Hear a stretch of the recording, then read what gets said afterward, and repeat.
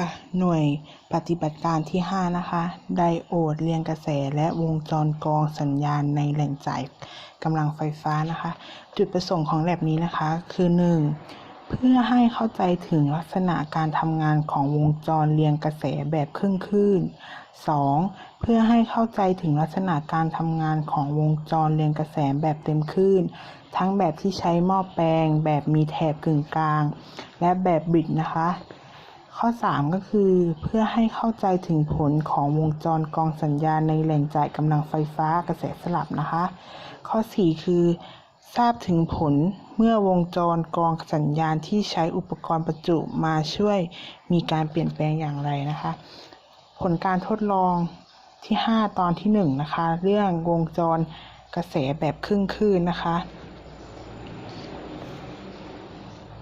นี่เป็นภาพวงจรการทดลองนะคะแล้วเนี่ยเราจะเปลี่ยนจาก1 กิโลโอห์มเป็น10 กิโลโอห์มเพื่อให้มันสอดคล้องกับการทดลองกับแผนวงจรที่ 5.2 และ 5.3 นะคะเรามาดูตารางผลการทดลองที่ 5.1 นะคะ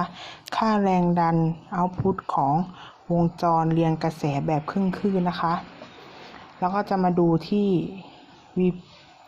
เราจะวัดจากVP สโคปแล้วก็ VDC มิเตอร์แล้วก็ IMS ของมิเตอร์นะคะแล้วก็จะได้จากเครื่องวัดของ DMM นะคะforward นะคะคือเราจะได้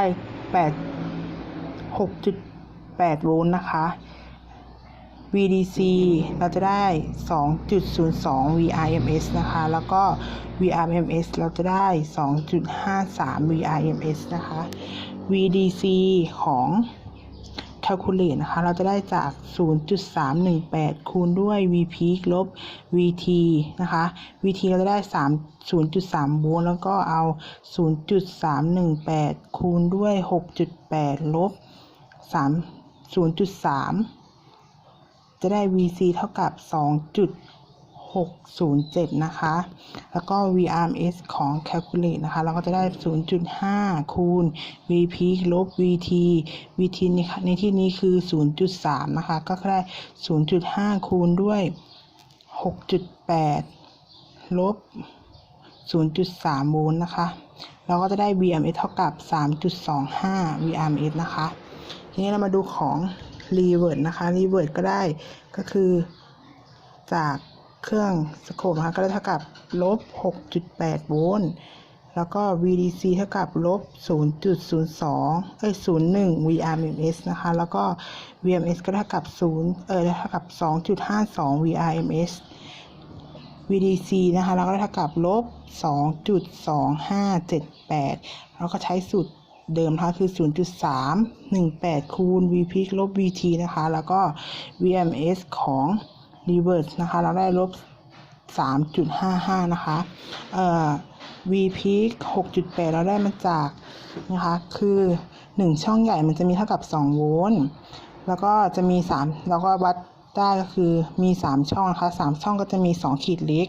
ก็คือแล้วก็เอา2คูณด้วย3นะคะก็เท่ากับ6 1ช่องใหญ่มี5ขีดแล้วก็คือเอา2หาร5เท่ากับ 0.4 แต่เราในผลการทดลองเราได้เท่ากับ2ขีดเล็กนะคะแล้วก็เอา0.4 คูณ2เท่ากับ 0.8 นะคะแล้วก็ได้เท่ากับ 6.8 โวลต์นั่นเองบวกมาก็ของ forward นะคะคือบวกมาก็จะขึ้นลบมาก็จะตัดนะคะแล้วก็ DC แบบ forward นั่นเองถ้าเกิดเป็นลบมาก็จะขึ้นมากแต่ถ้าเกิดว่ามาขออภัยค่ะลบมาก็ขึ้นบวกมาก็จะตัดนะคะก็คือ DC แบบ reverse นะคะอุปกรณ์กึ่งตัวนำมีขั้วนะคะจัดเป็นสัญญาณแบบวัดเทียบกาวนะคะผลการทดลองนี้ก็คือต่อไปเป็นตอนที่ผลการทดลองที่5ตอนที่2นะคะเราก็จะได้แผ่นวงจรการทดลองที่รูปที่ 5.2 อย่างนี้นะคะ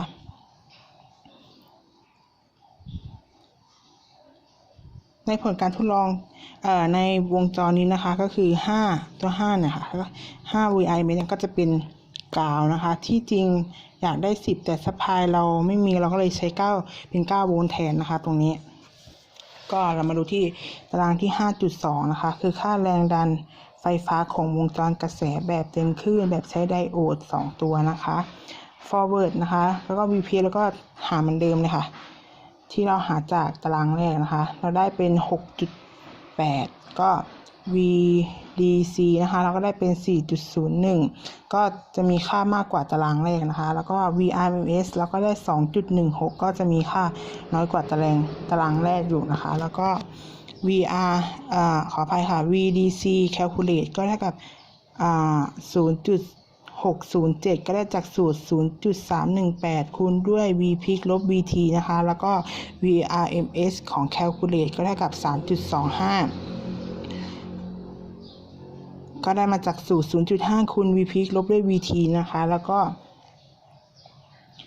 reverse อาจารย์ให้ไปทำผลการทดลองที่มหาลัยนะคะกราฟก็จะได้เป็นไฟฟ้ากระแสสลับนะคะเราก็จะได้2โวลต์ได้3ช่องก็กราฟของเราก็จะเป็นแบบ full wave ที่ตั้งใจเอาไว้เลยก็เราจะมาดูที่ตารางที่ 5.3 นะคะค่าแรงดันไฟฟ้าของวงจรเรียงกระแสสลับแบบเต็มคลื่นแบบบิดนะคะ forward นะคะแล้วก็จะมีรูปวงจรเป็นอย่างแบบนี้นะคะรูปที่ 5.3 ตรงนี้ก็จะเป็นกาวของ DC ตรงนี้เป็นกาวของ AC นะคะก็คือจุด D เนี่ยเขาก็จะต่อด้วยตัวต้านทานนะคะแล้วตรงนี้ก็จะเป็นพุทออกมาทีนี้เรามาดูที่ผลการทดลองที่ 5.3 ว่าเราจะได้ผลการทดลองแบบไหนนะคะก็คือ forward เราก็ได้เป็น VP ก็คือ13นี้เราได้มา13นี้แรงดันจะเป็นแบบแรงเราได้5โวลต์นะคะใน3ช่องเราก็เลยได้เป็น VP 13 VDC ของมิเตอร์ 7.92 VRMS 4.2 แล้วก็ VCalculate 4.0386 ก็ได้จากสูตรเดียวกันนั่นเองแล้วก็ VCalculate ก็ได้เท่ากับ 0.35 นะคะก็สูตรนี้เหมือนกันคือ 0.5 V peak ลบ VT ส่วน VDC 4.0386 ก็ได้จากสูตร 0.318 คูณด้วย VP ลบ VT เช่นเดียวกันนะคะถ้าเกิดเราต้องการรู้ reverse นะคะก็ปิดสะพายแล้วกลับด้านไดโอดทุกตัวนะคะแล้วก็